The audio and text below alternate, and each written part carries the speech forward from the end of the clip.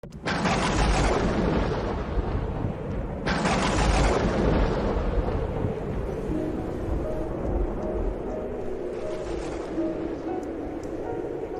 ce temps-là, quand Jésus eut fini de parler, une femme éleva la voix au milieu de la foule et lui dit : « Heureuses les entrailles qui t'ont porté et les seins qui t'ont allaité. » Jésus lui répondit : « Heureux plutôt ceux qui écoutent la parole de Dieu et la mettent en pratique. » Acclamons la parole de Dieu. Nous célébrons aujourd'hui la fête de la Vierge du Pilier. C'est un grand jour pour l'Espagne et pour tous les peuples, non seulement en Amérique, mais aussi en Afrique et en Asie. Par exemple, aux Philippines, qui ont reçu la bonne nouvelle de l'Évangile des mains des missionnaires espagnols. Ce n'est pas le moment de faire le bilan de ce que l'Espagne a laissé ou de ce qu'elle a fait dans ces pays. C'est le moment de rendre grâce à Dieu pour son message qui nous a été transmis par l'apôtre Jacques selon la tradition. Il existe un texte de Saint Paul dans lequel il est question d'un apôtre qui préparait déjà son voyage en Espagne, peut-être à partir de la ville de Rome, mais en tout cas, il est certain qu'il est arrivé ici très tôt, dans les premières années qui ont suivi la résurrection de notre Seigneur. Et c'est de là qu'il est parti, comme je l'ai dit, vers toute l'Amérique, l'Asie et l'Afrique. Sans l'Espagne, l'histoire de l'Église et la diffusion du catholicisme seraient sans doute très différentes aujourd'hui. Mais cette fête de la Vierge du Pilier, en plus d'être la patronne de la culture hispanique, cette fête de la Vierge du Pilier trouve son origine dans une apparition mariale. Bien sûr, il s'agit d'une tradition, mais nous devons respecter les traditions et, tant qu'elles ne prouvent pas le contraire, les accepter comme vraies avec toutes leurs conséquences.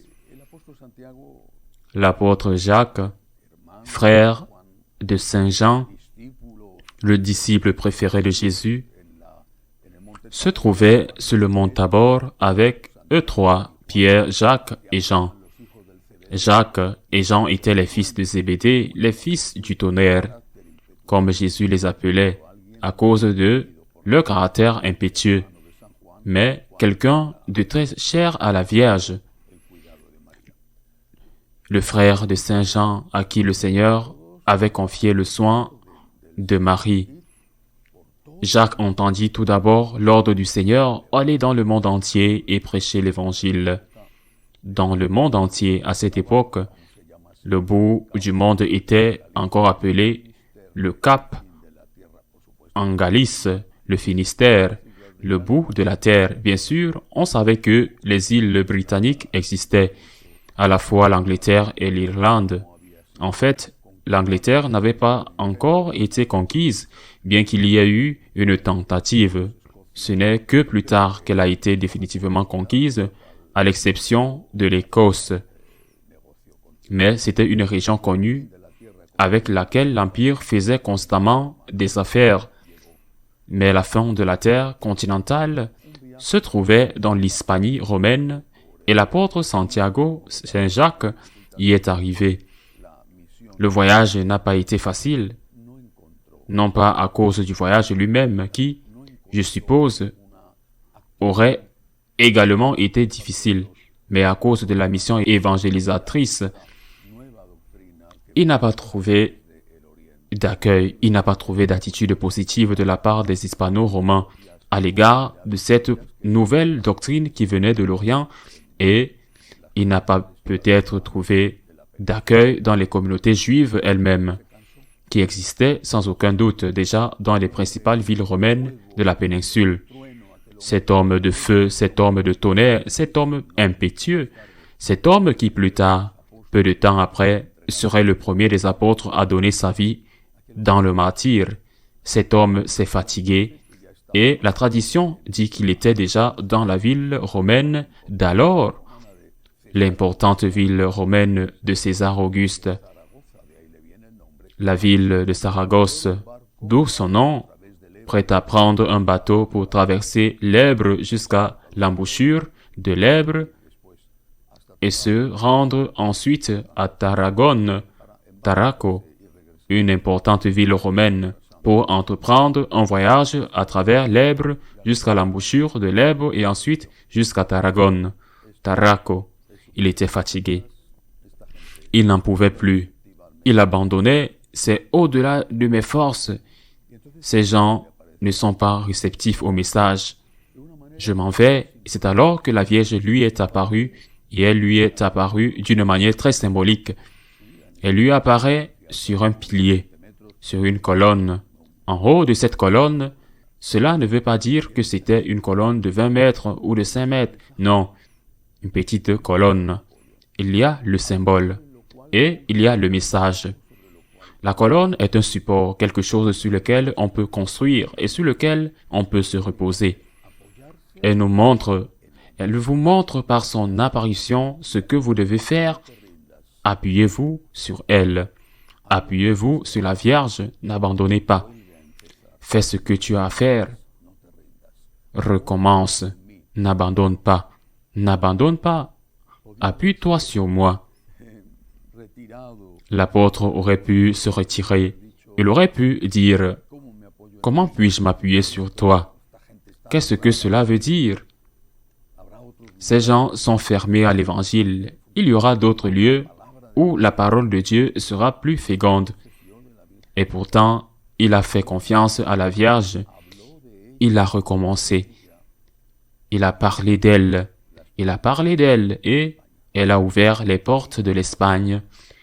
Elle a ouvert le cœur de ces hispaniques indomptables, des hispano-romains et aussi de ce qui restait, c'est-à-dire beaucoup des tribus qui habitaient la péninsule avant l'arrivée des Romains, de ceux qui avaient lutté avec ténacité contre l'Empire. Par exemple, ceux qui avaient donné leur vie à la bataille de Numance.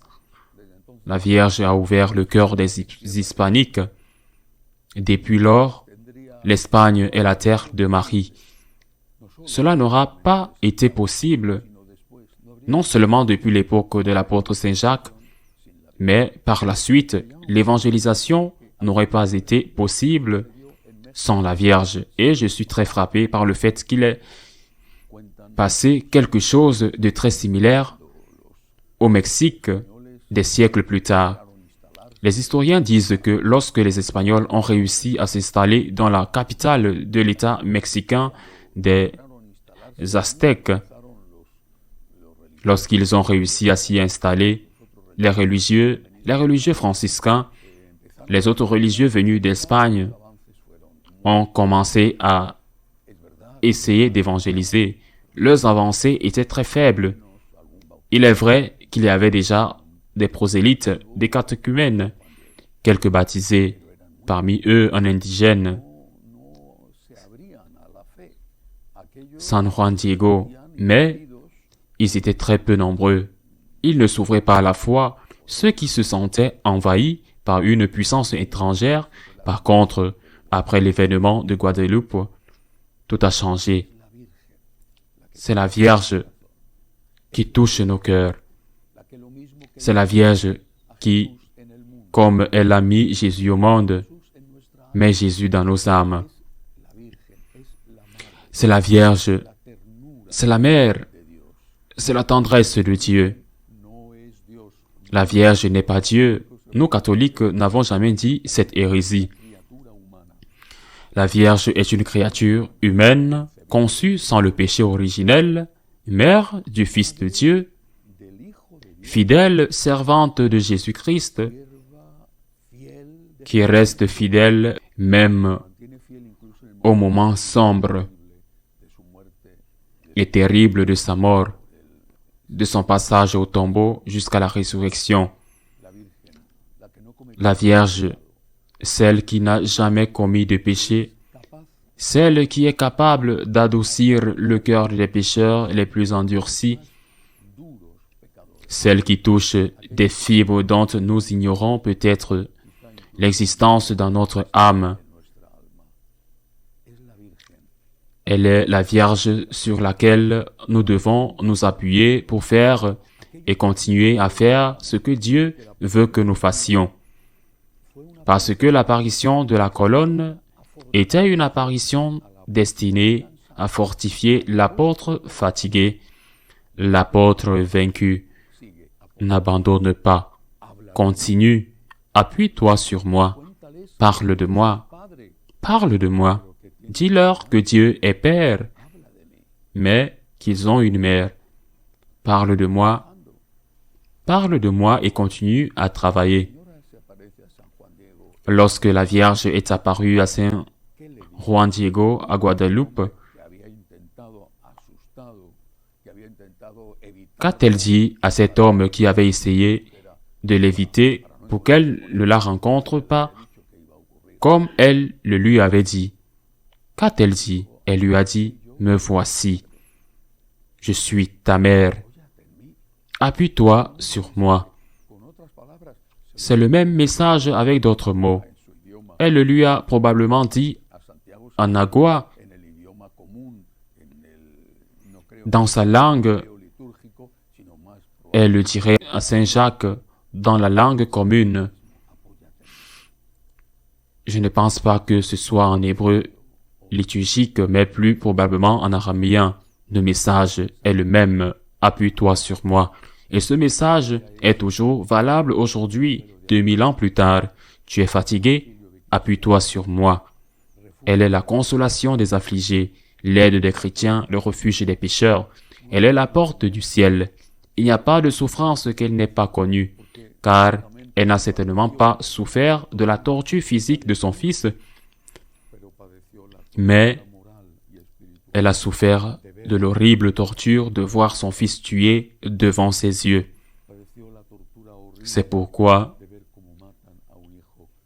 le message du pilier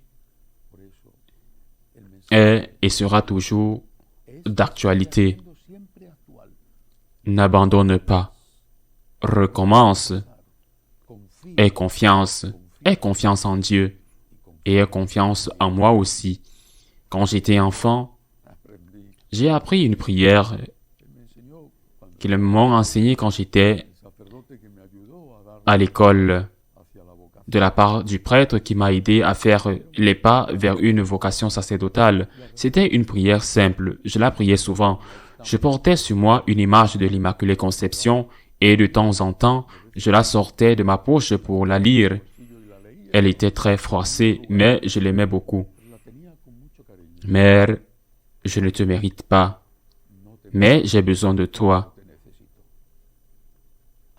Que ceux d'entre nous qui sont fatigués et accablés se tournent vers elle, non pas comme une concurrente de Jésus, bien sûr, nous nous tournons vers Jésus aussi, mais aujourd'hui est un jour pour se rappeler qu'elle est notre pilier, notre soutien, notre réconfort, notre espérance, et qu'avec elle, en elle, nous avons non seulement un modèle, mais un port sûr dans la plus rude des tempêtes. Ainsi soit-il.